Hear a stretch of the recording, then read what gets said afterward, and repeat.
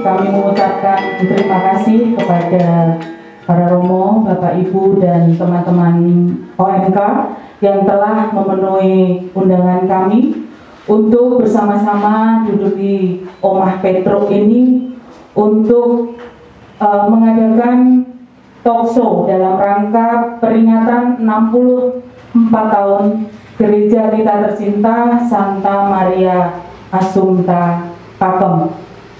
Di depan kita sudah hadir narasumber yang nanti akan banyak memberikan pengetahuan dan ilmu serta apapun nanti akan kita terima. Tetapi untuk membuka acara pada pagi hari ini, kita buka dulu dengan berdoa yang nanti langsung akan dilanjutkan sambutan sebagai pembukaan oleh Romo Paroki kita, Romo Tarsisius Insaf Santoso PR. Saudara sekalian yang dikasih Tuhan, Bapak, Ibu-ibu, juga pengurus Dewan Paroki semuanya, bersama Pak Masudi dan Romo Sindu, pakar-pakar kita mengenai Paroki Pakem. Hari ini kita mengadakan talkshow dalam rangka peringatan 64 tahun Gereja Santa Maria Pakem. Dalam permenungan saya beberapa waktu yang lalu, itu kita diajak untuk memaknai bahwa 64 tahun secara tradisi Jawa itu berarti 8 windu. Bagi orang Jawa, satu windu itu 8 tahun. Maka itu menjadi satu siklus yang utuh bagi orang Jawa. Kalau hidup orang Jawa itu usia 60 tahun, 64 tahun, itu berarti usia yang sudah dianggap tua dan matang dan bijaksana. Usia Pak Masudi atau orang Muslim itu sudah 64 tahun ya. Dan usia semacam begitu dulu kalau orang itu sungguh-sungguh berhasil bijaksana, saatnya untuk aman putu. Sehingga kesempatan itu menjadi kesempatan yang luar biasa. Bagi kita berarti itu siklus yang tumbuk, maka kadang orang mengatakan sebagai tumbuk agung. Nah, pada tahun ke-9 orang memulai situasi yang baru. Kesempatan ini bagi kita semua juga kesempatan untuk memulai bersama situasi yang baru dengan pandemi COVID-19 ini. Kita mendengar istilah new normal, kita mendengar istilah adaptasi baru, dan itu sekarang menjadi hal yang selalu harus dipertimbangkan. Membatasi diri, tidak apa yang kita inginkan itu yang harus terjadi.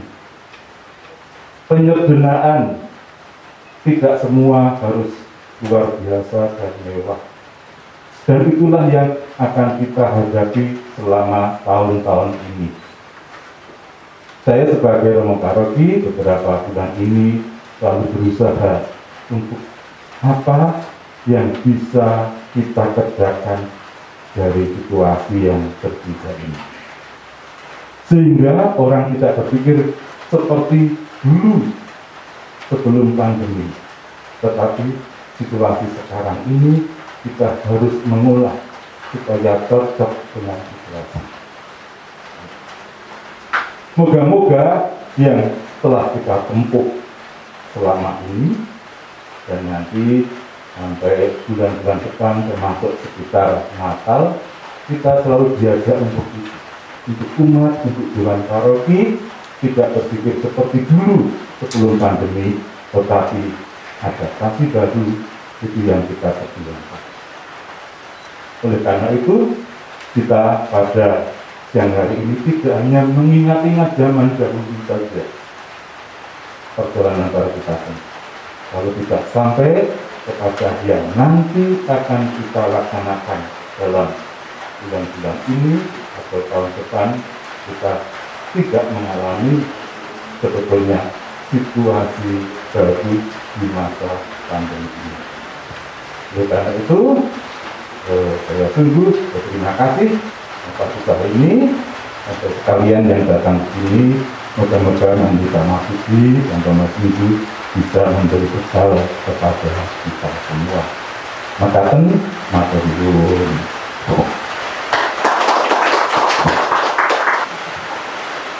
Terima kasih Romo Insaf untuk salam pembukanya. Tanpa mengulur waktu lagi, waktu dan tempat saya serahkan kepada Romo Antonius Banukur Imianto PR selaku moderator untuk mendefini acara talkshow kita pada siang hari ini. Untuk itu, untuk memulai talkshow kita berikan aplaus untuk kita bersama. Monggo Romo Bandung sepenuhnya saya serahkan. Para Romo, Ibu Bapak, Saudari dan Saudara, terima kasih untuk pengantar yang sudah memberi bingkai acara kita memaknai peringatan 64 tahun paroki Pakem kita yang tercinta ini. Romo Sindu katanya memulai karya di paroki Pakem di usia 34. Beliau sekarang berusia 69. Terima kasih Romo. Maka tepat betul seperti yang disampaikan oleh Romo Insaf di awal, bahwa Romo Sindu memberi wejangan kepada kita karena paroki Pakem terus bergerak menghadapi aneka situasi, termasuk salah satunya pandemi hari ini.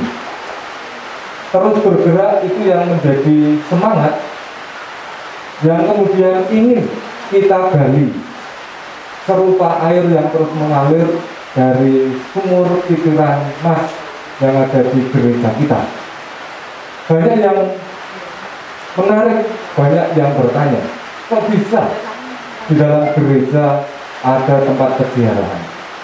Maka kami mohon Romo Sindu berkenan berbagi untuk kita semua, sekaligus semoga ini menjadi cara untuk kita kemudian mengambil energi, terus bergerak dalam situasi yang tidak selalu menyenangkan seperti pandemi masa ini. Maka waktu kami haturkan pada Romo Sindu. Matur nuwun Romo Bandung, dan terima kasih sekali pada Romo Paroki, Romo Insaf yang memberi kesempatan bagi kita semua dan terutama saya dan Pak Mahfudzi nanti untuk berbagi pengalaman mengenai kehidupan gereja di paroki kita yang tercinta Santa Maria Celita Pakem. Seperti yang dikatakan Romo Insaf, tentu saja menjadi kewajiban Anda sekalian untuk memproyeksikan apa yang ada pada masa lampau untuk kepentingan masa depan sesuai dengan kondisi pandemi dan nanti kalau normal baru. Saya kira saya hanya akan bercerita mengenai masa lampau yang mungkin mempunyai nilai untuk ditarik ke depan sesuai dengan apa yang akan kita buat, kita programkan di masa depan.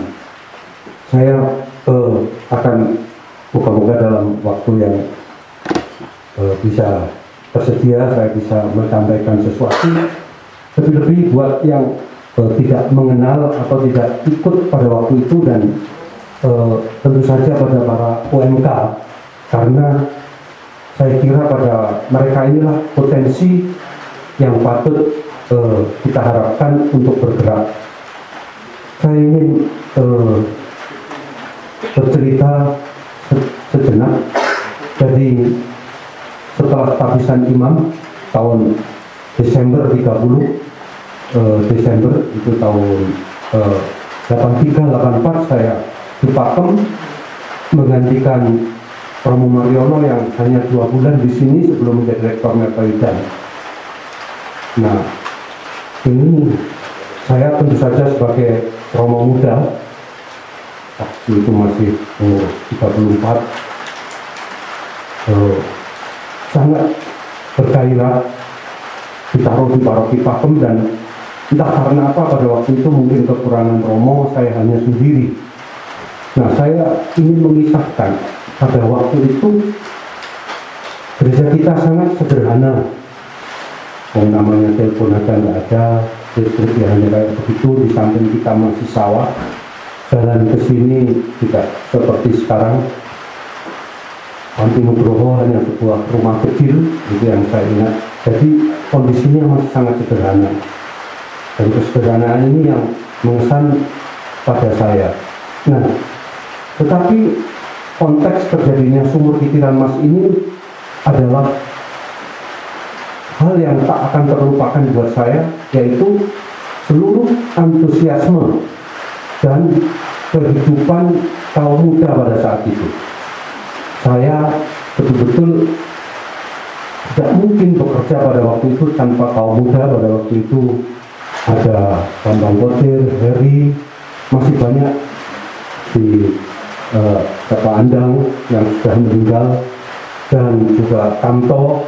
Semua itu orang-orang muda yang bergerak, Parno, semua yang sungguh luar biasa. Dan pada waktu itu seakan-akan dengan potensi orang muda yang kita tidak mempunyai apa-apa itu bisa membuat semuanya. Kalau saya masih ingat bagaimana ruang di atas bekas koperasi yang tua kita jadikan toko buku dan perpustakaan bernama Punya Desa. Lalu di sebelah kanan gereja, lor gereja itu kering, dan saya pikir bisa dijadikan taman yang indah, yang sekarang memang sudah tidak ada karena perluasan gereja, sehingga orang masuk ke gereja itu seger, dan itu bisa terjadi. Lalu dengan gotong royong umat kita membuat WC sendiri, karena waktu itu WC kita tidak punya, dan caranya ternyata sangat mudah. Masing-masing paroki, masing-masing tasi waktu itu diminta untuk setor tukang, siapa yang punya tukang kayu, siapa yang punya tukang batu, dan sebagainya. Lalu untuk membentuk versi tank itu digilir lingkungan, dan terjadi gitu. Semua terjadi, dan pada waktu itu uang pun tidak ada. Maka sungguh itu suatu pengalaman yang luar biasa buat saya, bagaimana sebenarnya potensi umat, lebih-lebih kaum muda itu betul-betul bergerak maju, dan atas dasar itu mereka bekerja. Saya masih ingat ya, mereka selalu membersihkan gereja giliran dari wilayah-wilayah. Kalau misa Natal atau misa Paskah, mereka tidak pulang lebih dahulu, tapi langsung ngepel, menjungkirkan seluruh bangku-bangku itu dan dipel, supaya besok umat yang datang gerejanya bersih lagi. Nah, potensi ini yang saya rasakan, dan tanpa mereka tidak akan terjadi periode pengalaman paroki saya yang begitu mengesan sampai sekarang saya tidak mempunyai lagi, dan itu sangat indah. Dan ini konteks terjadinya sumur Kitiran Mas. Jadi tanpa kaum muda saya kira tidak ada, karena yang berani ini ya kaum muda. Kalau yang tua-tua pikirannya ya sudah maaf, kurang lebih begitu saja makan, tidak ada terobosan. Maka saya pikir ayo dengan orang muda kita bergerak. Jadi itu yang saya rasakan. Nah, sekarang saya mau sedikit menceritakan mengenai apakah itu 38 tahun, mungkin harus dihitung lagi, tetapi kurang lebih sudah sekian lama sumur itu ada. Nah, yang jelas prosesnya itu mulai sejak tahun 84 sebenarnya, dan kita mulai berpikir, nanti akan saya ceritakan. Sekarang seperti yang mungkin sudah Anda lihat dalam banyak YouTube, itu kalau Anda mau mengunjungi tempat-tempat ziarah Maria di Indonesia, lebih-lebih di Jawa, di luar Jawa itu Kelangkani dan Palasari di Bali, itu yang disebut antara lain adalah kita, di samping tentu saja Sundangkono, lalu Kritis, Kerep yang terkenal itu, kita adalah salah satu dari tempat yang direkomendasikan dan untuk dikunjungi. Jadi sungguh-sungguh suatu pengakuan sejarah yang saya kira tidak boleh disepelekan. Kalau kita mau memanfaatkannya betul, mendaya gunakannya betul, itu akan luar biasa. Ini juga sudah diberkati baik oleh Monsinyur pada waktu itu, Bapak Kardinal yang sekarang, waktu itu Monsinyur Haryo, dan Monsinyur Budo sendiri yang juga kesini. Nah, ingin saya katakan ini, SKM itu bukan sebuah kesengajaan. Kurang lebih yang ingin saya katakan ini, biasanya kalau kita membangun Gua Maria itu karena ada suatu proyek dan tujuan. Kami mau karena ada wilayah, ada tempat, ada uang tentu saja, ayo kita buat. Maka tanpa ada sejarahnya, tiba-tiba muncul sebuah Gua Maria, dan baru dari situ disusun sejarah, atau mungkin hanya bahwa itu dulu tempat limit, lalu didirikan Gua Maria atau tempat yang mengesankan. Tapi kalau sumber pikiran Mas ini sungguh-sungguh bermula dari nol, maka saya mengatakan proses kejadiannya bukanlah suatu kesengajaan, tapi buah dari perjalanan rohani yang meraba-raba petunjuk Allah lewat perantaraan Bunda Maria.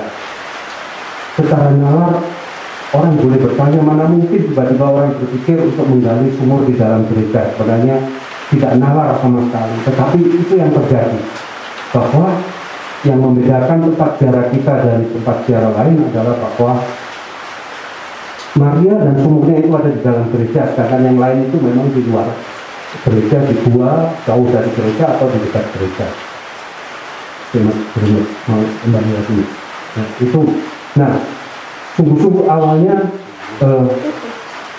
adalah nol, maka dari itu saya mengatakan bahwa ini refleksi saya kemudian sungguh-sungguh suatu anugerah, karena kita yang merencana itu lain, tapi ini sungguh-sungguh suatu anugerah, sehingga saya berani mengatakan Tuhanlah yang memberi kita, karena tak ada maksud sedikitpun pada waktu itu.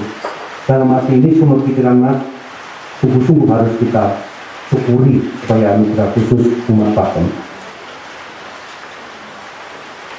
Pada waktu itu saya terkesan, saya sendiri sebenarnya terus terang merupakan harus menceritakan ketika saya ditaruh di Pakem itu seperti sebuah pertobatan, karena saya saya dari Romo itu tidak terlalu dekat dengan Bunda Maria itu. Saya berjuang sosial kayak begitu ya, menulis, wartawan gitu, tapi tidak mempunyai kedekatan emosional dalam devosi kegerejaan, lebih-lebih terhadap devosi Maria. Tapi pada waktu itu umat Pakem ini sangat devotif terhadap Bunda Maria. Saya lihat di Teponan itu kalau habis mengandangkan titik ayam, mereka berdoa di patung Maria bersama-sama. Itu mengesan buat saya. Di daerah Ndero, Pak Pringgo pun selalu berdoa, tidak hanya menunggu bulan Rosario, dan kekuatan umat itu sungguh-sungguh ada di dalam devosinya yang sangat dalam terhadap Bunda Maria, dan ini merubah posisi hati saya untuk saya tidak boleh kalau saya mau mengembalakan umat lepas dari pengalaman umat yang mempunyai devosi yang begitu dalam terhadap Bunda Maria. Maka Bunda, tolonglah saya untuk bisa betul-betul mendalami hati umat dari kasih-Mu terhadap mereka. Itu kurang lebih doa saya pada waktu itu. Nah, waktu saya masuk ke Pakem itu saya ditinggali Romo Pariono, altar Maria itu, yang di sini sudah altar Hati Kudus, yang di sini altar Maria, tapi Marianya masih kosong gitu ya. Ini yang sudah saya ceritakan berkali-kali, jadi saya ingin singkat saja. Nah, lalu kita mau membeli patung itu tidak kuat karena harga patung waktu itu 50.000. Ke paroki itu sebulan tidak sampai segitu. Maka dari mana mendapat uang itu? nggak ada. Lalu saya minta waktu itu Mas Heri, yang putranya Desti yang sekarang mau menulis mengenai sumber pikiran Mas itu sebagai tesisnya, itu membuat patung ini bersama kawan-kawannya. Dia anak isi asli waktu itu. Jadilah patung yang amat sederhana, dan ini saya mengatakan kalau kamu membuat, kamu bayangkanlah bagaimana situasi umat patung yang sederhana, mbah-mbah bakul, petani itu kamu wujudkan dalam diri Bunda Maria, dan itu yang terjadi. Maka sebenarnya teman-teman, sumur pikiran Mas ini tidak bisa dilepaskan dari patung Bunda Maria. Kalau itu lepas, hilang itu maknanya. Nah, karena ini adalah lambang awal kesederhanaan kita mengapa kita diberi sumur itu. Ada cerita yang saya kira patut saya ceritakan. Waktu Pak Budi almarhum, Pak Mungkas itu dengan seluruh kerelaan hatinya ingin mengganti patung itu menjadi Bunda Maria yang lebih cantik, dan itu diturunkan. Apa yang terjadi? Dia memesan, sudah menaruh uang 750.000 sebagai DP. Ternyata oleh senimannya untuk mabuk-mabukan, dan Marianya nggak jadi, terus dia marah, terus nggak usah buat lagi gitu. Nah, setelah dia mendengar dari saya, dia jadi terkejut. Oh, untung Romo saya tidak mengganti Bunda Maria itu, mungkin karena itu saya tidak boleh menggantinya. Dan pernah pada suatu hari Natal, Bunda Maria ini ditutupi karena kita mau membuat yang paling indah buah, terbakar gitu, dan semua yang itu konslet. Untung tidak hanya ke situ, hanya altarnya saja kena angusnya. Nah, dari situ teman umat berkata, wah, ini Bunda Maria ini ya memang betul-betul harus kita ajeni, jangan sampai kita. Menurut saya itu juga sudah peringatan bahwa sesederhana apapun itulah milik kita, jangan kita ganti. Kalau kita ganti, hilang semuanya. Nah, pada waktu itu saya hanya berpikir demikian, teman-teman, untuk suatu proses saja. Saya menaruh kemaron di kaki Maria itu karena apa? Karena saya pikir kalau orang berdoa pada Maria, Bunda Maria, lalu ada air itu seger gitu loh. Nah, ternyata air ini diminum oleh orang-orang dan mengatakan bahwa ngomong yang kulo wujud niko langsung mumet kulo ical, badan kulo sehat. Apa ya? Tapi saya tidak peduli. Itu kepercayaan dia. Tapi selalu habis air itu, maka saya isi dari sumur, kayak begitu. Dan anak-anak juga kalau mau ujian itu di SMP ke situ minum gitu ya, tentu saja terus habis dan merasa dikuatkan. Dan saya pikir, wah, jangan-jangan di bawah ini ada air, tapi saya nggak tahu mau dia buat apa kalau ada air, itu tekel penuh gitu ya. Nah, pada waktu itu dinding sebelah timur itu kami tutup. Nah, kesan saya supaya agak hidung kalau berdoa di situ dulu, kaca berwarna itu, dan dinding ini terus berair gitu. Umes sebenarnya, jadi jangan dipikir macam-macam dulu, umes gitu. Tapi ini pun suatu pratanda buat saya, jangan-jangan memang di sekitar ini ada air, hanya kalau kita tidak tahu apa itu airnya, di mana airnya, mau apa. Tapi ini pertanyaan dasar ketika kita betul-betul mulai memikirkan jangan-jangan di tempat ini ada air.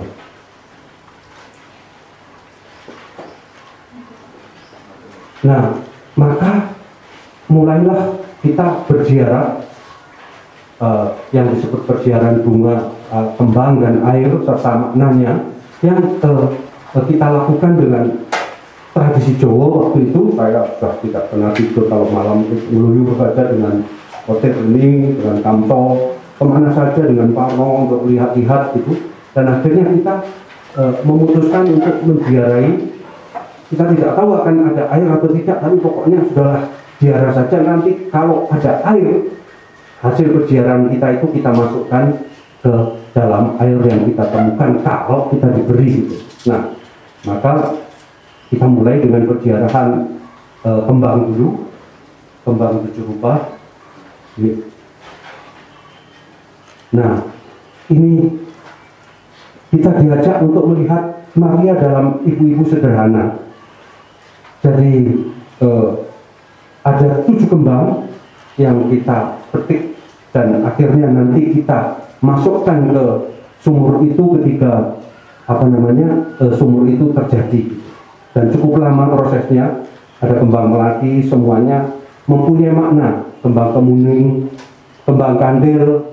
Untuk salah satu contoh kembang kandil ini adalah ceritanya Mbah Wir yang penjaga makanan yang dari pakem, yang setia hidupnya sehari-hari untuk itu, sehingga semua orang itu tahu siapa dia dan jam berapa dia di sini dengan tetap seperti itu.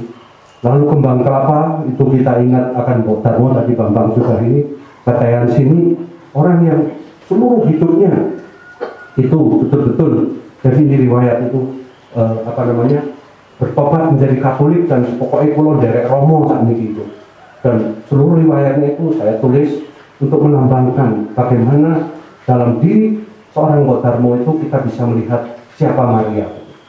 Dan dari situ kita akan tahu masing-masing, tidak perlu saya sebutkan, dan karena nanti pada akhir akan saya. Kalau kembang melati kita minta apa, kembang kemuning kita karena ingat akan ini, kita ingat siapa, kita minta apa, kayak gitu ya. Misalnya kalau tidak keliru saya ingat Mbak Harjo yang menghitung usuk-usuk ini, mengingat anaknya yang tidak pulang jadi rumusa padahal semuanya sudah jadi, dan dia mengatakan hidup ini selalu ono kurangi, mulu ojo ngoyak banget mesti ono kurangi. Dan itulah lambang-lambang yang kita temukan di dalam peziarahan kembang 7 rupa itu.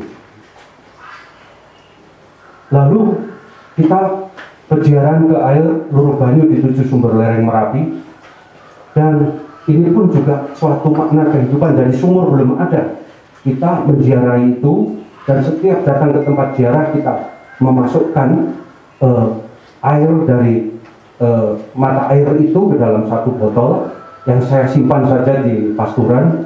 Nanti untuk apa saya tidak tahu. Ada 7 sumber yang sekarang orang juga penasaran di mana saja, karena lahar Merapi itu banyak yang sudah tertutup, tetapi masih ada. Misalnya Tuk Celeng itu di Bulat Salah itu, ya, itu kita bertemu dengan saksi mata waktu itu. Bambang Kotir mengantar saya untuk menemui Mbah Mini itu, ya, bagaimana dia menceritakan waktu zaman tidak enak dulu itu, di situ desa itu terkena tekan Cindile Abang itu kabeh maling gitu ya. Nah, digebuki karena keadaan susah, maling di tempat orang Cina, orang Belanda, orang Jawa Sube gitu ya, beras itu. Terus kalau sudah digebuki itu mandi di Celeng itu mari gitu. Nah, saya ketemu sendiri dengan Mbak Mini itu, dengan dia di Mantung, Mbak Langge, kenapa? Nah, itu lalu saya, jadi ada apa namanya riwayatnya masing-masing. Tuk Cubo itu ada betul dengan Pak Jiat itu, saya ke sana, sumber air yang kecil tetapi di lereng Merapi di dekat Turbo itu memberikan apa namanya air terus-menerus. Jadi walaupun kita kecil ini kita bisa memberikan air sebanyak-banyaknya.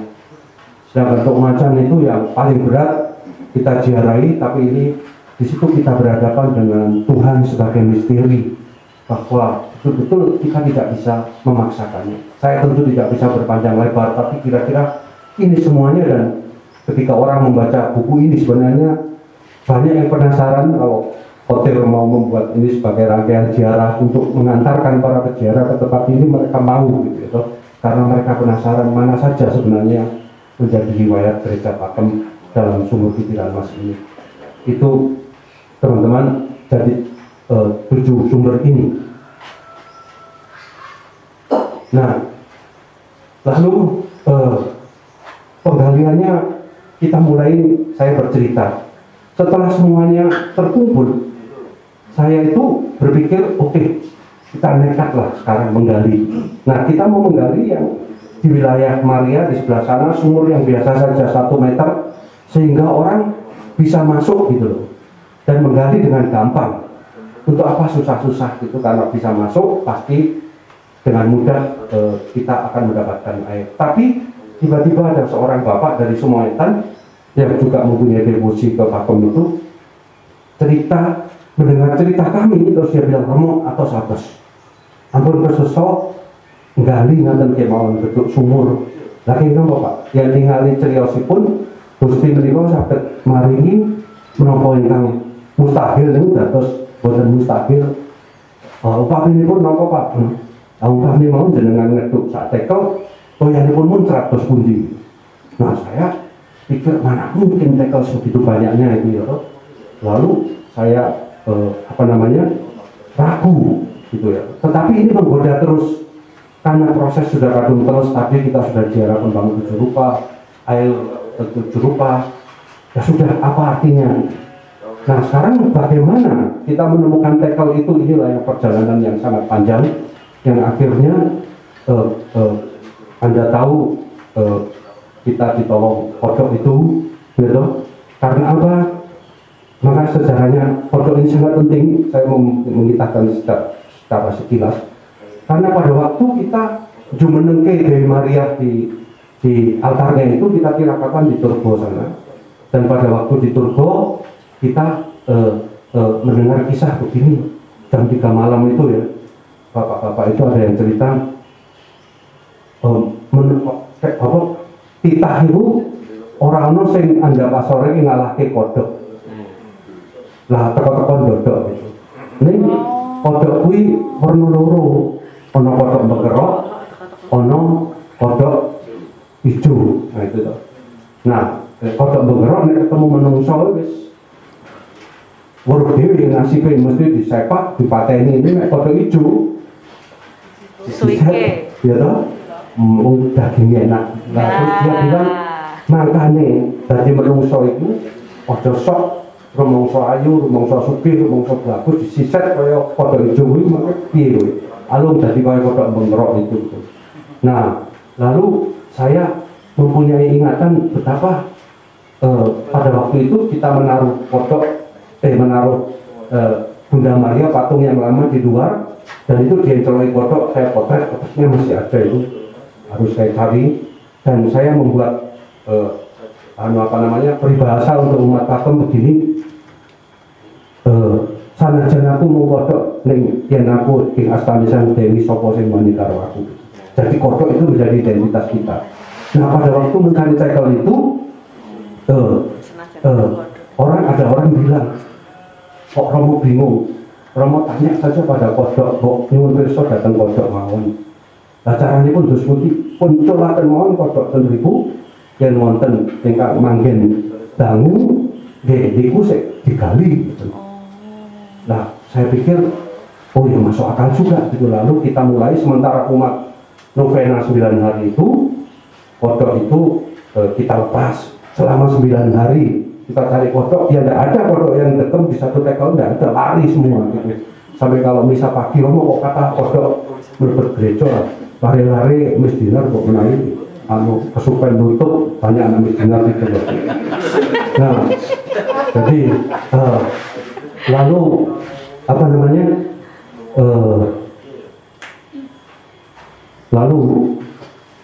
saya pada malam di mana saya betul-betul sudah buntu itu saya menyerah di depan Bunda Maria itu jam 3 malam.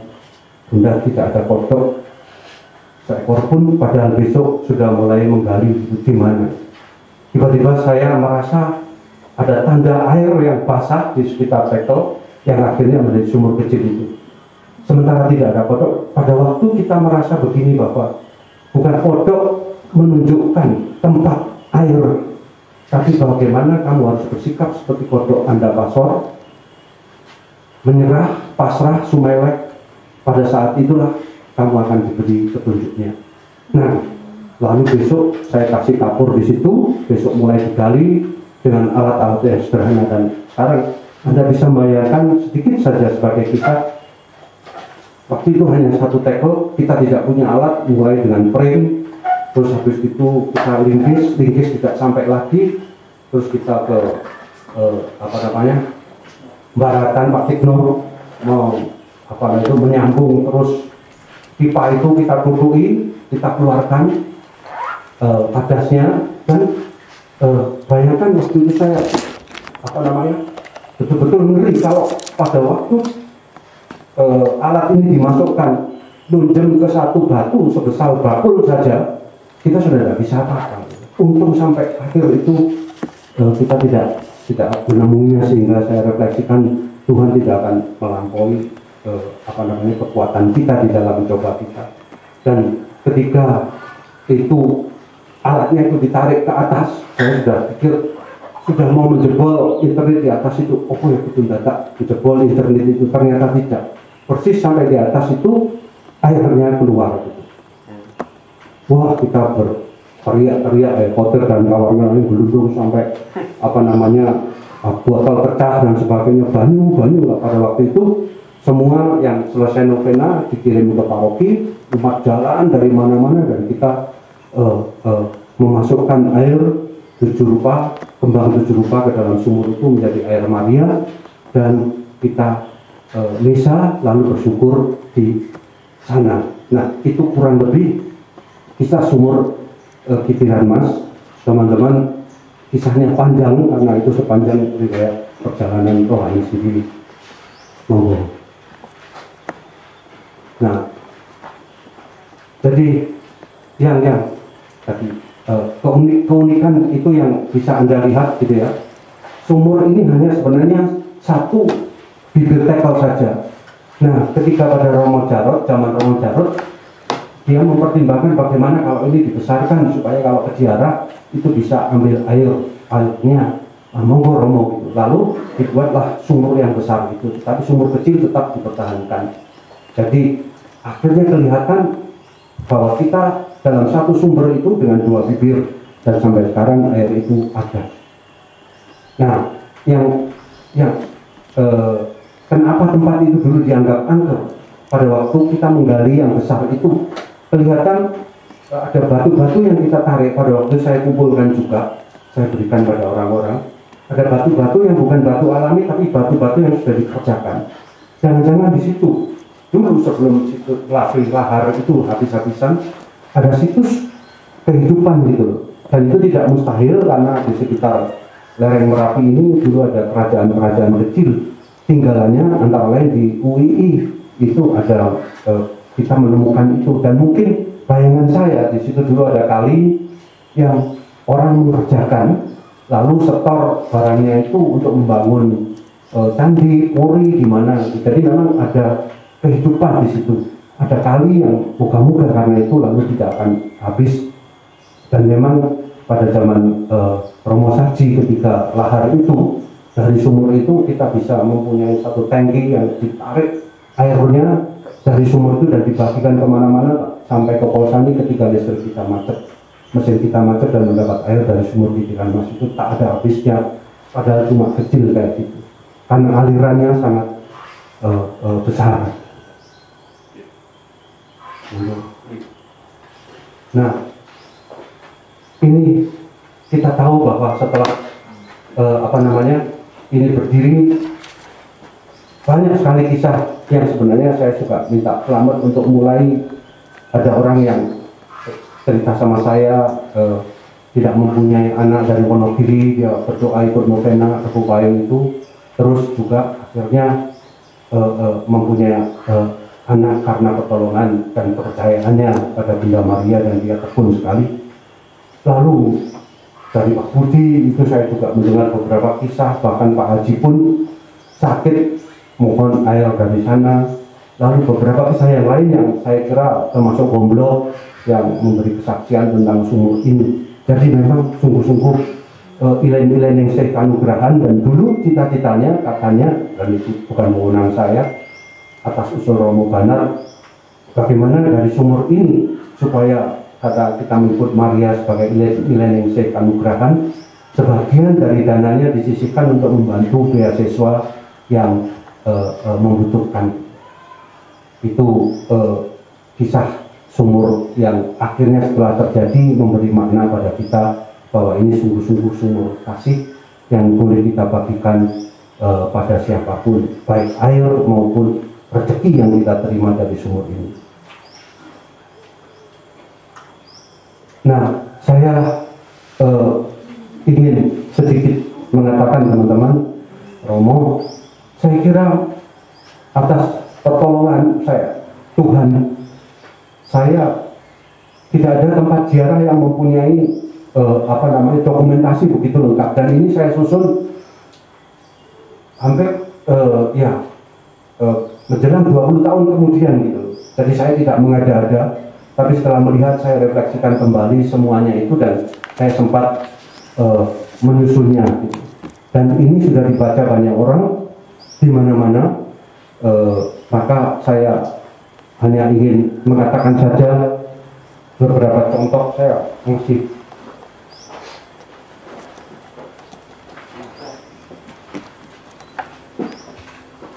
punya itu. Ini buku Genio Tresnaing Paduka waktu pentahtaan Bunda Maria, itu sangat sederhana, hanya di stensil seperti ini. Dan ini kita doakan di depan Bunda Maria pada waktu kita mempunyai patung untuk pertama kali.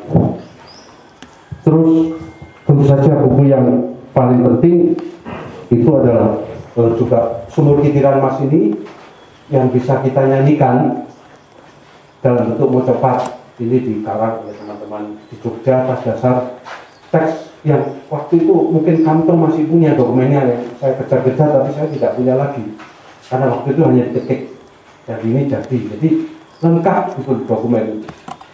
Lalu seluruh riwayat itu tadi tertulis dalam ini bukunya, Derek Sang Dewe Ngereng-ngereng Merapi. Komplit apa yang saya katakan ada di sini semua, sehingga sebenarnya setiap kisah itu bisa diperinci dan kita bisa menceritakan pada para peziarah. Tidak perlu semuanya, tapi makna masing-masing itu. Nah, terjemahannya adalah ini, Mata Air Bulan, yang sekarang diterbitkan Gramedia, pada waktu diterbitkan Kanisius masih itu, karena ini akhirnya menjadi sastra rohani. Ya, ini kisah Babel, kisah Kembang Kantil, kisah Tok Macan, semuanya itu ada di sini. Jadi sungguh-sungguh bisa menggalinya dengan lebar. Dan saya menyusun novenanya yang sebenarnya ini bisa dimodifikasi terus. Novena Gaya Besang Tentrem mengenai itu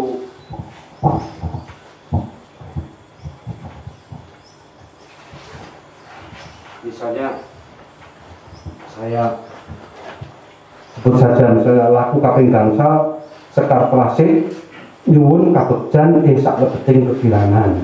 Itu dengan mengingat Gur Babel tadi, Mbah Harjo, lalu saya ceritakan bagaimana kita bisa bernovena ini. Ini ada lalu misalnya sekar klopo itu manggar, itu gegulang amrit boten kajerit ing bebalutaning gesang. Kita harus betul-betul melepas diri. Ini saya bersama Slamet menyusunnya, kita dalam bahasa Indonesia novenanya, dan ini banyak dipakai pada waktu itu. Jadi ada semua dokumentasinya. Novena ini mungkin bisa kita seperti anjuran Romo paroki tadi, Romo Insya, untuk kita adaptasikan lagi dengan zaman ini, tapi saya kira nilai-nilainya tetap ada. Dan tentu saja ini yang dulu dikumpulkan teman-teman, saya tidak mengira bahwa setiap kali saya khotbah, karena saya tidak bisa bahasa Jawa, saya tulis, lalu itu ada Aburing Kupu Kuning. Ini salah satu judul mengapa ada di sini, karena pada waktu kita menggali, tiba-tiba alam ini kering. Pada waktu itu masih musim hujan, terus ada kupu-kupu kuning terbang yang melambangkan bahwa nanti kalau dia sudah mati di Merapi sana, hujannya turun lagi. Dan memang betul, dan kita sebut Maria ibunya kupu-kupu kuning itu. Nah, yang juga beberapa yang ingin saya sebarkan itu oleh Romo Rianto, sudah dibuat tesis tebal ini mengenai Sumur Kitiran Mas, Maria Padusunan lereng Merapi, Universitas Sanata Dharma. Itu dia meneliti semuanya, juga bertanya pada umat, dan menjadi buku ini. Beberapa buku yang lain tentu tidak saya bawa, tetapi misalnya Pendeta Kirat Singgih, itu profesor itu juga pernah menulis mengenai sumur Pikiran Mas. Bahkan beberapa mahasiswa UIN itu ada tesisnya di Pausani menulis mengenai sumur Pikiran Mas ini. Jadi sungguh-sungguh suatu kekayaan yang luar biasa yang saya kira moga-moga mungkin kita tidak sadar, tetapi itulah sebenarnya yang terjadi, yang diberikan dalam sumur Pikiran Mas ini. Ini semua seperti yang saya katakan di luar rencana dan perkiraan, bukan suatu program. Maaf, tidak misalnya seperti kalau kita bangun Gua Maria yang baru misalnya di yang sekarang ke arah Babatan Tumpang, ada wilayah, ada uang kita bangun. Ini nggak ada, mulai dari nol. Bahkan airnya saja kita tidak tahu kan, sampai minta tolong kodok tadi dan sebagainya. Bahkan mulainya dari pengaron, sungguh-sungguh suatu kekayaan rohani yang buat saya luar biasa dan membentuk iman saya juga. Nah, maka ini kesimpulannya, riwayat sumur Pikiran Mas memang penuh dengan perjuangan. Dulu memang pernah mau ditutup karena lalu kayak klenik gitu ya, tapi sudah itu kisah lain, bisa ditanyakan nanti. Tapi ternyata menjadi tempat yang memang dibutuhkan. Nah, saya pikir ke depan gereja Pakem ini bisa menjadi semacam gereja ziarah itu setelah ada sumur itu. Karena apa? Di Eropa itu ada gitu loh, gereja kecil-kecil yang menjadi gereja ziarah, letaknya tidak jauh dari kota. Kalau orang mau betul-betul sumpek hatinya, dia datang ke sana. Dan Pakem buat saya sangat memungkinkan karena tidak jauh dari Jogja. Kalau dari Magelang, setelah dari Romo Sanjoyo bisa ke sini, mampir ke kita. Tentu saja pasti akan bisa level gereja ziarah itu boleh kita sematkan, apalagi kita memang mempunyai sesuatu untuk diziarahi. Jadi ini suatu konsep yang mungkin boleh kita pikirkan di samping tentu saja untuk kehidupan umat sendiri. Nah, perawatan tempat ziarah ini yang mau saya katakan juga sangat murah. Pada waktu Romo Masdi Santoso menjadi Romo Paroki di Danang, itu dia merasa betul-betul kebebanan dengan tempat ziarahnya yang bernama Sendang Ratu Kenyong itu karena defisit gitu. Ngurumat posternya, perawatnya, kebersihannya. Kalau ini ya tidak cukup dipasrahkan Mas Pono, ya sudah dilewat semuanya menyatu. Dari segi finansial pun tanpa kita mendatangkan mengeluarkan uang, dia sudah terawat dengan sendirinya. Tapi di tempat lain jangan dikira ada manajemennya yang sangat berat, dan kalau tidak ada sumber pemasukan, tempat ziarah itu juga tidak akan mendatangkan hikmah atau nikmat buat kita, malah beban. Di sini saya kira tidak, karena menyatu dengan kebersihan gereja. Nah, kejadiannya boleh dimengerti sebagai keprihatinan iman yang berdasarkan diri pada kebudayaan dan tradisi lokal. Jelas sekali, seperti yang saya kisahkan tadi, bahwa iman kita perlu menggereja ke bawah. Sungguh sebuah sumur rohani Katolik yang mempunyai nilai-nilai inkulturatif yang justru menjadi keprihatinan gereja universal di zaman global dan multikultural ini. Saya kira tadi sudah saya sebutkan mengenai perawatan yang murah sehingga boleh kita ini, dan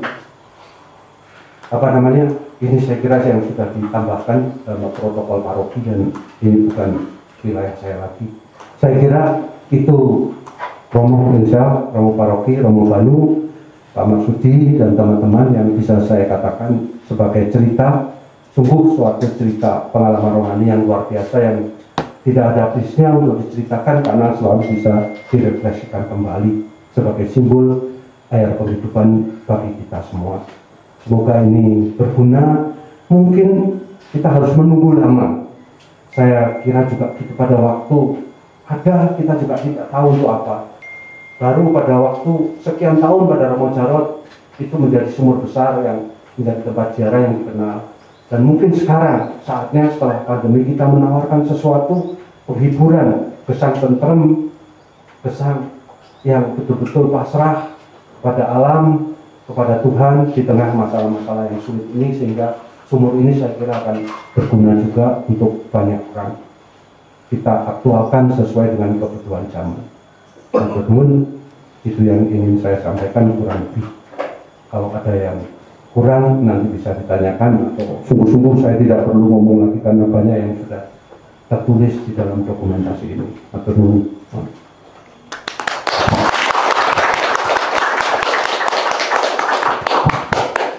Saudari dan saudara Romo, sebelumnya terima kasih Romo Sindu untuk sharingnya.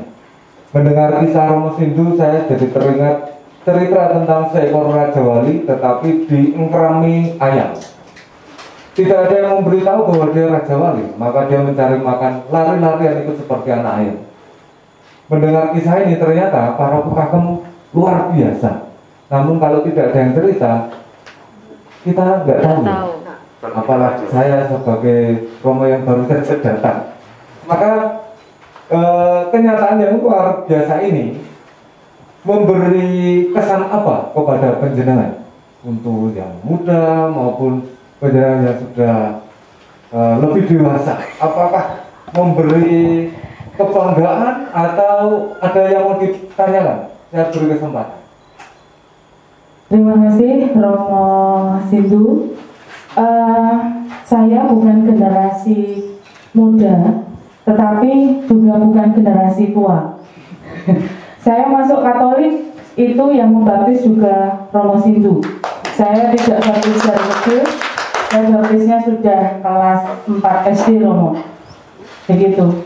Nah, mendengar kisah ini, saya sudah pernah membaca sekilas tentang Sumur Kitiran Mas yang ada di buku Novena 7 apa itu Romo, saya lupa. Nah, tetapi siang ini saya WA dengan Pak Nawan. Terus terang saya merinding Romo. Kalau Pak Nawan beliau sharing via WA, saya merbes mili Mbak. Ternyata Pak Kom punya sesuatu yang luar biasa. Semua yang dikisahkan Romo Sindu tadi membuat kami semua, terus terang saya pribadi itu menjadi kok saya nggak berdevosi di Sumur Kitiran Emas yang begitu luar biasa. Kenapa saya, jujur Romo, saya berdevosi di Ganjuran Romo. Tetapi sejak ini tadi saya tertarik dengan cerita tentang kodok kerok. Yang saya sendiri takutnya luar biasa Romo dengan kodok kerok. Tetapi dari cerita yang disampaikan Romo Sindu tadi tentang kodok kerok, kemudian sikap rendah hati, nek aku berada di kakine Bunda Maria, kowe isih wani po karo aku. Kamu bisa apa? Dan ini sesuatu yang luar biasa Romo. Yang ingin saya tanyakan, sebagai saya menjadi generasi yang tidak terlalu tua dan tidak muda, di sini banyak teman-teman, bagaimana menyalakan api yang sudah dipatik dari siang ini, dari kisah dari Romo Sindu, supaya kami teman-teman OMK itu benar-benar handar beni dengan apa ya istilahnya, api dari Sumur Kitiran Mas, dari kisah yang dikisahkan Romo Sindu siang hari ini tetap menyala di hati kami Romo. Kami dulu, saya pribadi tidak terlalu bangga punya Sumur Kitiran Mas sebelumnya Romo, ini jujur. Tetapi sejak siang ini saya benar-benar terketuk. Makanya saya nyuwun Romo Sindu membagi bagaimana waktu itu Romo Sindu menyemangati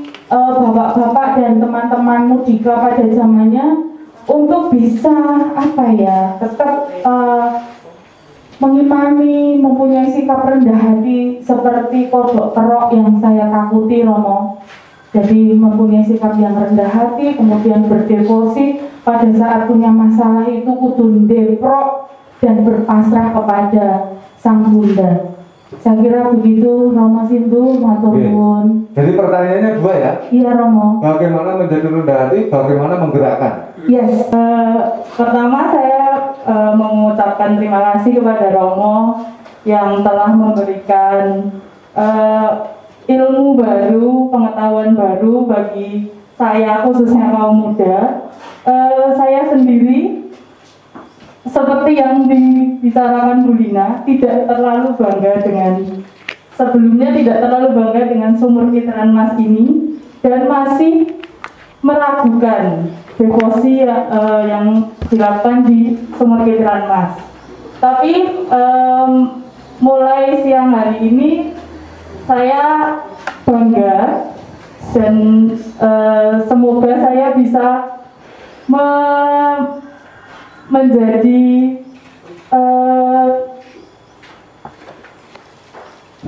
saksi dari devosi yang di Sumur Kitiran Mas ini. Amin. Amin. Pertanyaan yang ingin saya tanyakan yang pertama, mengapa sumur ini bisa dinamakan Sumur Kitiran Mas? Yang kedua, bagaimana dari dulu sumur ini hanya dikenal oleh umat di paroki, kemudian bisa menyebar sehingga bisa dikenal banyak orang, dan kemudian ini menjadi sumur yang dipanggil satu-satunya sumur yang ada di dalam gereja. Gitu. Baik, Bapak Ibu sekalian, saya itu tahu dengan Romo Sindu karena dulu satu di Bendungan. Romo Sindu tingkat 6, saya tingkat 1. Mudah Romo Imsak dan saya. Maka ketika Romo Sindu itu menggegerkan dunia sastra dengan prosalitisnya Anak Bajang Menggiring Angin, itu saya sudah membaca sampai tuntas. Sebelum jadi Romo, karena usianya pada waktu itu lagi seneng-senengin moco itu. Kemudian juga yang disebut tadi aburing kupu-kupu. Nah, saya sudah membaca buku itu selesai. Suatu saat saya pergi ke Bali di Singaraja bulan Oktober. Nah, pada saat di Singaraja Semakin dalam perjalanan pakai mobil, saya melihat kupu-kupu kuning yang banyak sekali, yang belum pernah itu saya lihat. Bukan hanya ratusan, ribuan, tapi puluhan ribu. Setiap mobil itu dalam kupu-kupu. Itu bulan Oktober di sana. Nah, ketika saya melihat itu, teman saya ingat tulisannya aburing kupu-kupu gunung itu. Nah, di Pakem itu juga terjadi, tapi tidak sebanyak itu. Kemarin bulan Oktober juga terjadi di Pasuruan, itu banyak kupu-kupu kuning yang mabur ya, tapi di sisi ini karena ingat itulah. Pertanyaan sebenarnya yang pertama itu adalah aburing kupu-kupu kuning yang terjadi dalam buku itu apakah pada bulan Oktober semacam itu atau pada bulan yang lain, dikatakan menjelang hujan. Itu bisa jadi istimewa karena kalau tidak di bulan itu. Saya melihat selalu bulan Oktober. Anak Bajang Menggiring Angin, saya mau tanya, bajang yang dimaksud semacam itu semacam apa? Karena cerita orang tua saya itu pokoknya anak bajang itu pokoknya rambut kecil, rambut panjang dan sebagainya. Saya pernah mengalami nasib semacam itu. Rambutnya panjang, saya waktu itu hanya pikirnya setelah 8 tahun satu itu baru dipotong rambut saya. Orang tua saya menjelaskan karena kakak saya itu setiap sebelum 5 tahun meninggal, 5 tahun meninggal dan sebagainya, kemudian masrahkan saya kepada Tuhan sesedikit mungkin ikut cawe-cawe supaya Tuhan sendiri yang memelihara. Dan salah satu tanda itu tidak memotong rambut saya, padahal teman-teman laki-laki semua rambutnya dipotong. Nah, saya selalu berpikir bahwa patung yang ada di Pakem itu patung anak bajang itu. Apakah benar atau tidak, saya menerangkan masalahnya. Yang terakhir itu patung Bunda Maria. Bapak Ibu, saya kan selalu mengatakan patung Bunda Maria yang kakinya itu sangat indah. Tidak dibuat sungguh-sungguh dengan hati. Jangan lihat tangan, jenengan kalau mau berdoa Bunda Maria Sungkawa Risang Sungkawa hanya melihat wajahnya saja, tidak usah melihat yang lain. Kalau melihat wajahnya baru lihat bahwa ini patung yang sangat istimewa. Kalau patung buat munculan dan sebagainya itu nggak ada apa-apanya, itu hanya kerajinan, bukan dibuat oleh seniman, dan itu dibuat oleh seniman. Kalau memang dibuat SPSI, saya kira apa tadi Astri pokoknya seniman patung sangat itu. Karena pernah saya kunjungi seorang seniman patung itu ketika membuat sumpah palapa dari Hayam Wuruk itu, bagaimana menemukan patung di mana Gajah Mada itu sungguh-sungguh punya sepenuh hati, kemudian Hayam Wuruk itu dengan senyum yang agak sinis membutuhkan waktu berminggu-minggu untuk sampai ketemu itu saja. Ekspresinya itu dan patung-patung itu sangat istimewa. Dan dengan kalau mau berdoa sudah tinggal memandang wajahnya saja. Saya kalau berdoa nggak mau apa, biar wajahnya raut wajah itu sungguh-sungguh dibuat oleh seorang seniman. Nah, saya nggak tahu namanya siapa Pak bisa membuat seindah itu dibanding patung yang ada, termasuk yang ada pun itu nggak ada apa-apanya dibanding dengan patung kita. Tidak membuat orang itu mengemati itu rasa-rasa sungguh bertemu dengan Maria yang sedang disamping bawah. Coba ini saya kira penting, itu mungkin memberi kesaksian soal hal-hal itu, aktivitas buku, soal patung, dan tadi yang kita anak saja. Romo itu langsung saja rombongan pertanyaan. Saya mulai dengan pertanyaan Romo Insyaf yang paling saya ingat dulu. Supaya jelas dan mulai yang dari paling belakang, memang betul syukurlah Romo Insyaf melihat patung Maria kita itu seperti itu. Senimannya itu justru anak pakem sendiri, Heri yang waktu itu. Pak Heri ini. Heri yang waktu itu masih muda yang membuat ini.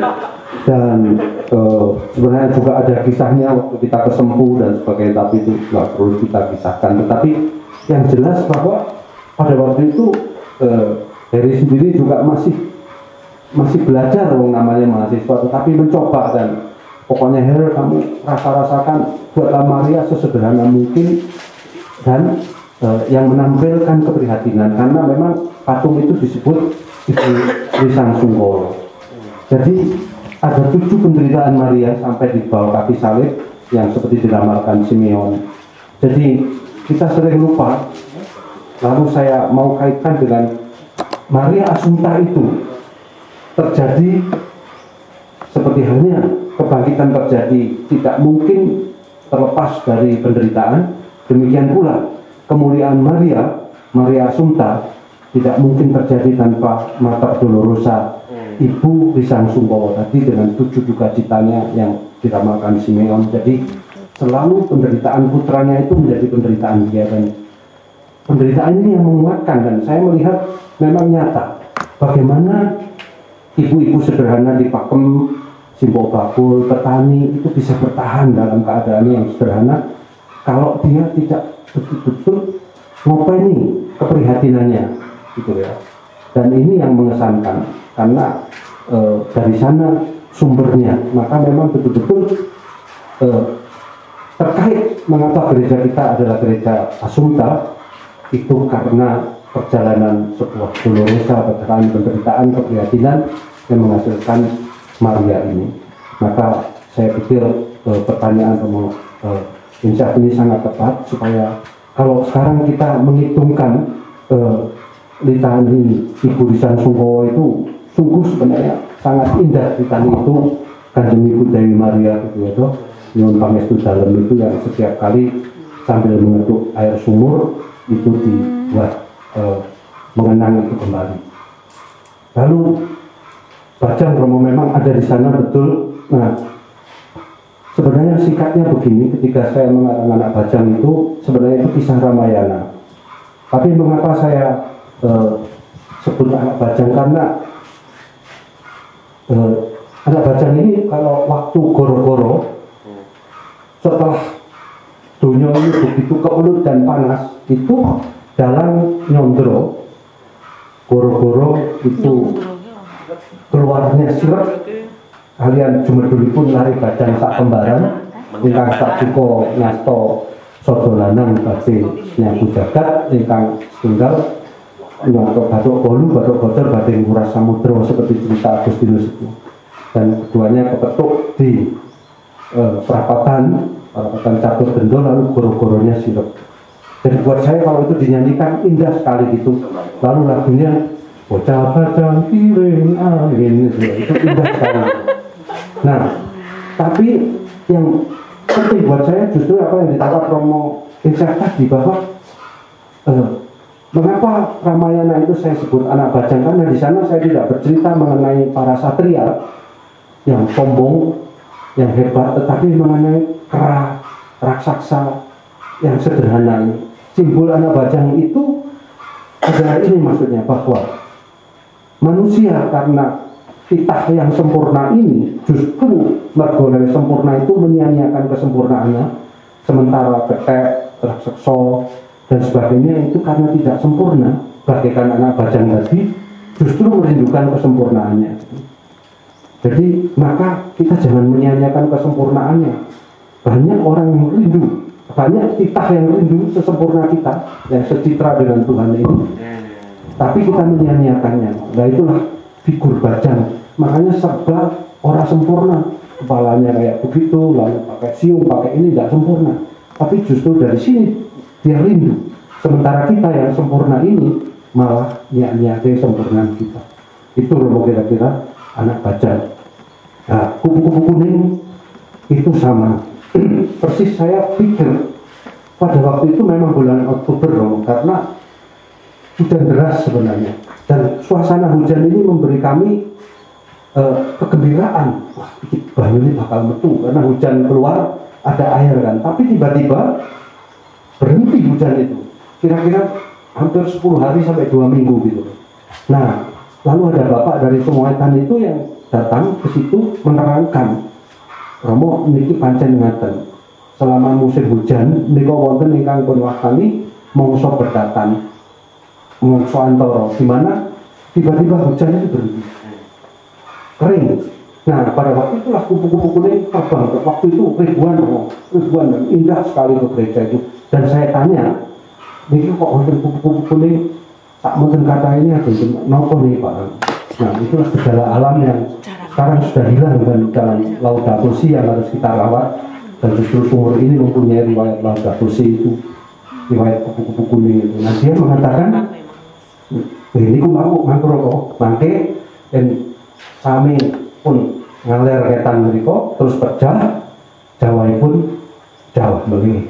Dan memang betul setelah habis kupu-kupu kuning itu lalu hujan lebat datang lagi, dan itu melegakan sekali sehingga kita bisa menggali lagi. Nah, lalu saya ibaratkan itu seperti sabda Yesus yang saya tulis juga, jika biji gandum tidak jatuh ke tanah dan mati, dia tidak berbuah melimpah.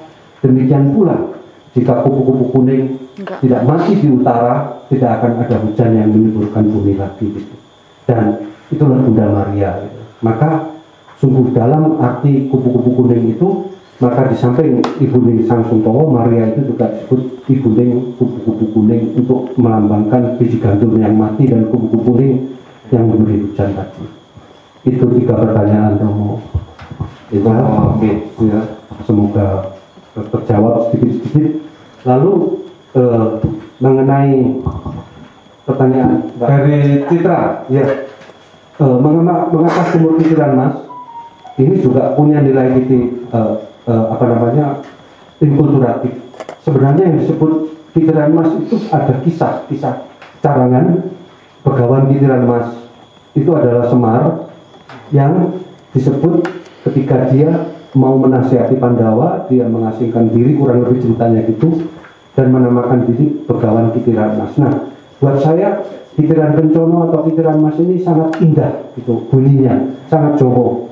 Nah, apalagi lambangnya sumur seperti kerean loh. Jadi dia Kalau kerean mas kan kurang puitik gitu, tapi kitiran mas itu dia berputar, dan itu ibarat yang kita doakan dalam doa pembukaan novena kita seperti menimba air gitu. Yang berputar itu kitirannya, tali timba ini tinggal netut gitu, sehingga akhirnya dengan itu dia menimba airnya, mengangkat limbo itu. Kalau tanpa kitiran, tanpa kerean ini kan nggak mungkin. Nah, itu adalah ibarat doa rosario. Kita doa rosario itu seperti limbo bani. Kita limbo saja, yang bergerak ini dari Maria, kitirannya, dan dia yang berputar-putar tanpa lelah, sehingga ketika kita menelusuri doa rosario itu tiba-tiba kita sampai kepada air penghidupan, yaitu putranya sendiri.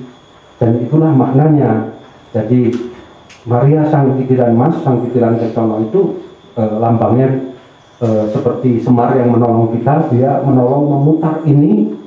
Dan doa rosario yang begitu sederhana, pusaka ini dia menjadi mengantar kita kepada air penghidupan. Itu asal usul nama kitiran mas yang sangat indah, sehingga memang kalau di mana-mana kan Buah Maria Ratu Ningkatan Terman, Buah Maria naik ke surga, Buah Maria apa, ini kita sumber kitiran mas gitu, karena dan Marianya adalah sang kitiran kencono. Tuh. Lalu bagaimana membagikan? Lalu dari Mbak Citra juga bertanya, Ya. bagaimana caranya dulu tempat ziarah yang hanya milik para pedagang bisa meluas, dikenal dan diziarahi oleh banyak saudara-saudara? Nah, itu jawabannya tentu saja saya sendiri juga tidak tahu ya, karena kita tidak promosi loh. Tempat ziarah lain itu dipromosikan. Saya itu pernah diminta tolong bahkan oleh umat di Mogiri, umatnya Monsinyur Sutrisno Atmoko dia waktu itu, katanya punya tempat ziarah Mbok niki di Ewangiro, tapi tidak bisa gitu loh kalau kitohnya itu tidak nyerot. Nah, kenapa ini datang dengan sendirinya? Kita tidak banyak promosi, tidak banyak mengada-ngada, tetapi umat tahu dari cerita ke cerita dari mana-mana itu datang. Nah, saya justru mau mengatakan disinilah mungkin bukan tantangan, tapi kesempatan dan peluang lebih-lebih kaum muda menggarap ini menjadi suatu yang betul-betul bisa menarik orang, karena saya kira ada sesuatu yang kita tawarkan. Dan demikian kita juga saya menjawab sekali pertanyaan Bu Linda ya, Bu Lina, maksud saya apalagi kita sekarang punya media sosial ya toh? Dan saya pikir novena kita itu apakah harus dalam bahasa Jawa? Ya, belum tentu, supaya orang mau datang dan ikut pada kita. Tidak apa-apa seandainya dalam bahasa Indonesia dan dikemas lebih untuk kaum muda, tidak harus untuk orang tua, ya toh. Nadanya sekarang kan seperti orang tua gitu ya, tapi bisa itu dikemas gitu. Nah, kreativitas ini saya kira ini tantangan dari Romo Encak tadi. Kita yang mempunyai sejarah macam kayak ini, bagaimana mengaktualkan ini, mengolah ini, dan menawarkan ini sesuai dengan media sosial dan apa yang kita punya untuk kita ajukan. Dan ini saya kira yang bisa adalah kaum muda gitu. Pada waktu itu juga orang muda ya, yang berkreasi. Sekarang orang muda lah yang saya pikir coba menggarap ini gitu. Dan ini saya selalu bilang sama Slamet, ini peluang gitu. Maksudnya sekarang kita punya lapangan parkir yang bagus, baik di luar maupun di wetan gereja ya toh. Saya bayangkan kalau di sana ada kegiatan yang betul-betul membantu paroki, seperti yang di Sendang Sono kita mempunyai kios-kios itu kita anukan, orang tahu bahwa di sini memang tempat ziarah lah. Sekarang seperti pengakuan Anda sendiri ya, kita sendiri nggak sadar potensi kita ya, memang lalu tidak diapa-apakan. Padahal saya pikir ya, kalau orang dari Sendang Sono terus ke Romo Sanjoyo sambil ke Kaliurang, mampir di Pakem, dan ini betul-betul kita tawari menjadi suatu tempat ziarah, tentu saja dengan keteraturan irama paroki. Dan ini yang memang sulit saya akui, karena tempat ziarah yang lain lepas dari gereja, ini ada gereja, tapi kita bisa mengaturnya dan menawarkan hal-hal itu. Maka saya pikir ini tantangan kaum muda untuk mengolah Pakem ini menjadi tawaran gitu. Dan buat saya sudah yang lampau-lampau, ini hanya kisah sejarah. Tapi bagaimana ini misalnya ketentraman ini diwujudkan apa gitu loh dalam doa-doa kita. Kita mengarang liturginya, lalu kepasrahan kita terjemahkan apa untuk sekarang ini, sehingga mulai kadang-kadang memang karena nilai inkulturatifnya kita suguhi gamelan macam kayak gitu, tapi tidak perlu bahwa semuanya harus seperti itu. Kita mengambil rohnya, intinya, dan kita kembalikan, kita olah menjadi sesuatu yang update sekarang ini. Saya pikir ini tantangan yang hanya kaum muda yang bisa memikirkan. Saya sendiri kalau ditanya, saya juga tidak tahu lagi gitu loh, bagaimana menggunakan ini, dan mengenai keorganisasiannya, mengenai kepanitiaannya, mengenai kemungkinannya, penawarannya. Dan saya pikir tadi Bu Lina juga sekali lagi ingin saya katakan, tempat yang tidak mempunyai sejarah apapun bisa menarik begitu orang. Karena apa? Karena semua mempromosikannya lah. Kita tidak kok ya toh. Untung kita masih datang sebegitu. Waktu Suster Armela di sini, dia selalu cerita pada saya, Romo, niku maringi rezeki kathah lho. Niku nak sabis manten waktu dia menghitung uangnya. Jadi Bunda Maria pun sudah memberi kita sesuatu gitu. Maka saya kira bisa kita garap juga untuk pemberdayaan umat Pakem sendiri, dan dengan demikian kita menawarkan sesuatu gitu, mengenai air penghidupan, dan sekarang juga mengenai ekologi, Laudato Si ya, bahwa ini adalah betul-betul sebentuk inkulturasi karena ada simbol yang sudah disebut Romo Insya tadi, kupu kuning, anak bajang, air sendiri, 7 lereng Merapi, bunga, itu bisa kita tawarkan untuk betul-betul ini sebentuk novena Laudato Si berdasarkan air yang ada di Pakem misalnya. Saya nggak tahu bagaimana mengolahnya, tapi itu banyak kemungkinannya karena simbol ikonnya ini sudah kepegang gitu. Sehingga apakah harus Rebo Pahing? Saya pikir itu juga perlu dikoreksi supaya ada kesempatan di mana orang datang dari luar daerah untuk betul-betul ikut pada irama kita, tidak pada hari yang seperti itu. Apakah harus sepanjang itu novenanya untuk orang sekarang, apalagi dengan pandemi ini 1 jam saja sudah pas gitu. Maka saya kira pengemasannya ini yang harus kita pikirkan sungguh-sungguh. Itu mengenai kaum muda, bagaimana dulu mereka dalam keadaan tidak mempunyai apa-apa bergerak, apalagi sekarang paroki mempunyai semuanya, mengapa tidak bergerak begitu ya. Itu saya kira kaum muda yang bisa menjawabnya gitu. Kalau orang tua hanya ya sudah ngomong saja menurut saya, dan mengarahkan yang kurang lebih bisa lebih temuto. Lalu pertanyaan Bu Lina itu saya ingin membalik begini Bu. Jadi seperti yang saya katakan, saya justru belajar devosi itu dari umat, bukan saya mengajari umat, gitu. Dan jangan dikira umat Pakem ini tidak mewariskan tradisi itu kepada anak-anaknya, pasti gitu. Karena inilah kekuatannya. Jadi saya pikir, saya dulu itu ketika ditabiskan, saya pikir wah saya ditaruh di kota, atau mungkin tidak ada hubungannya dengan paroki seperti Romo Banu dulu gitu, kerja di Karina atau di mana ini. Nang Pakem kayak ngopo gitu. Paroki kecil, desa, di situ saya diingatkan, ditegur gitu lah. Ini kan memang ada suatu pengalaman umat yang luar biasa. Maka saya belajar mengenal dan mencintai Maria itu. Maka judul saya Genio Klotus Maring Paduka itu, mengapa aku mencintai Maria itu justru dari umat di Pakem yang betul-betul entah kenapa gitu. Nah, saya selalu bilang begini, tidak mungkin umat Pakem ini dianugerahi sumur Kitiran Mas kalau umatnya tidak mencintai Maria, hanya mereka tidak sadar aja. Iya. Gitu loh. Nah, bisa dikasih ke lain tempat kok, banyak orang yang ingin. Kenapa di sini gitu? Maka kami ini hanya alat supaya mewujudkan itu, dan tidak perlu disesali. Mungkin saya sendiri baru sadar itu itu 20 tahun kemudian ya, ketika saya mulai menulis bukunya. Jebul mulai begini loh. Terus mulai itu tadi pertanyaan kok tiba-tiba mulai dikenal, itu juga setelah sekian lama. Jadi justru ada baiknya kita berproses, kita tidak nge-push, ayo datang ke saya, ayo datang ke kami, enggak. Biar istilah banyak orang dan Dewi Maria Dewi ini nekake. Dan ini yang terjadi gitu, karena kita tanpa promosi, tanpa brosur, tanpa macam-macam. Coba lihat di mana tempat itu kan banyak sekali ya, masuk majalah, kita tidak pernah. Tapi orang datang dan betul-betul merasakannya. Kalau bukan dari Maria sendiri yang undang, bagaimana? Jadi saya kira tidak mungkin kita diberi kalau kita tidak mempunyai tradisi itu. Dari inilah saya belajar. Itu benar, termurid. Terima kasih, mari kita beri tepuk tangan untuk Mas Ibu.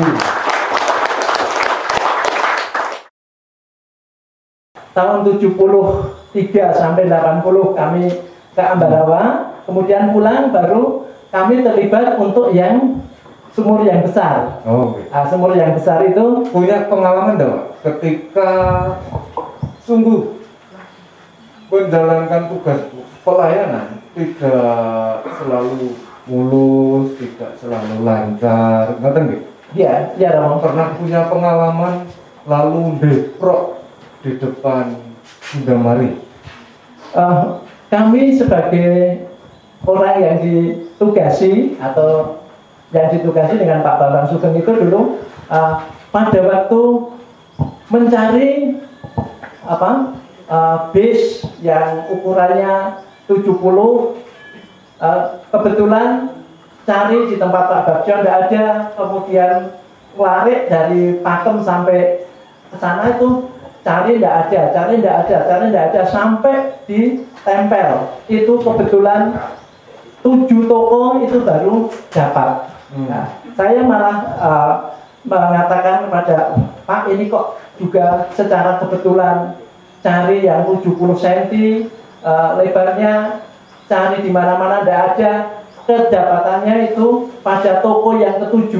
Wah, ini kebetulan ada tok pitu, kemudian sekarang itu ya. Lalu ini mencari saja sampai toko 7 toko yang bisa, atau tukang bis yang bisa melayani itu ya. Ini pengalaman tambahan untuk Romo Sindu. Mengapa kok ini pitu kok cari yang aja itu juga sampai 7 tempat ya, terus Mas Bio, terus sampai turi tempel sampai salam itu baru ketemu ya. Berarti yang disebutkan oleh Romo Sindu tadi bahwa sumur Kitiran Mas menjadi tuing katenterman, ilen-ilening sehingga panjenengan juga mengalami itu. Sungguh Romo, kami oleh paroki kami ditugasi untuk itu ya. Sungguh-sungguh kami merasa bahwa di SKM itu kami bersama tim itu sungguh-sungguh merasa bahwa dengan berserah diri pada Bunda Maria, segala sesuatu yang tadinya kelihatannya itu susah sekali itu ternyata juga bisa terlaksana dengan baik. Terima kasih sekali Pak Antonius Marsudi, sharing pengalamannya. Mohon tepuk tangannya untuk Bapak Marsudi.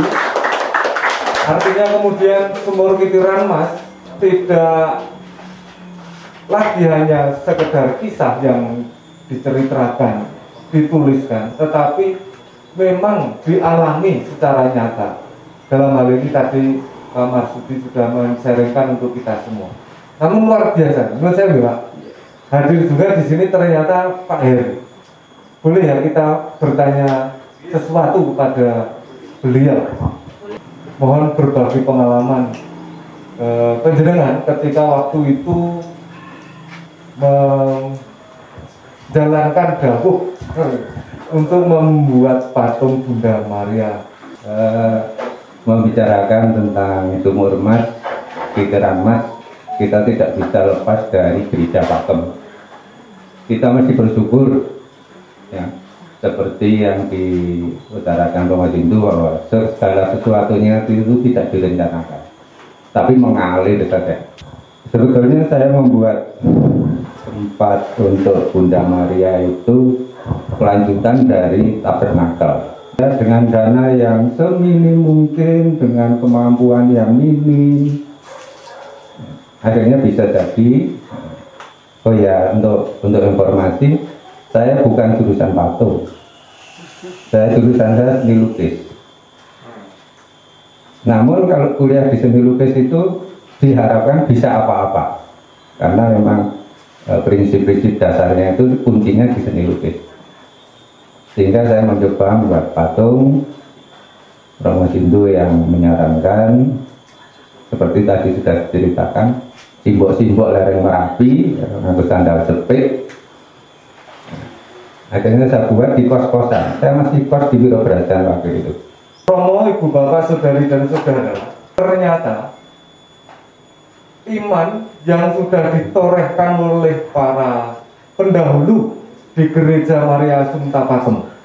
Satu hal yang mungkin bisa saya ingatkan untuk kita pegang bersama, bahwa harus melalui jalan salib untuk mencapai kemuliaan. Maria Dolorosa baru Maria Assumpta. Romo Sindu harus meluru 7 rupa bersama dengan OMK waktu itu. Tiap malam begadang tidak tidur, bukan karena nonton wayang, tapi karena juga tirakatan. Dan semuanya itu memang tidak direncana, sampai akhirnya ada di keduk sumur satu tegel itu tanpa sengaja, seperti kisah yang tadi dibagikan kepada kita. Kisah ini sudah lama, namun menyiratkan semangat yang luar biasa yang kita layak untuk syukuri, karena kita kenangkan kembali di usia paroki kita yang ke-64. Semoga ini menjadi penguat untuk kita terus bergerak di masa-masa penuh keterbatasan pandemi seperti hari ini maupun situasi-situasi berikutnya. Terima kasih sekali lagi untuk sharing dan juga peneguhannya. Selanjutnya waktu saya kembalikan pada Bu Rita sebagai pembawa acara. Matur nuwun.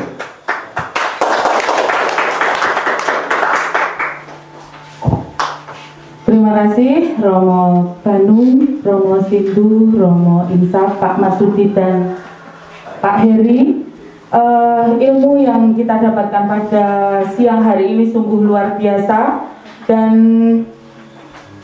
saya yakin setelah nanti semua umat menyaksikan talkshow kita siang hari ini, pasti akan muncul semangat baru, percikan api baru untuk kita tetap menyemangati spiritualitas dari Sumur Kitiran Kencono. Amin ya teman-teman. Amin. OMK semangat, semangat. Amin.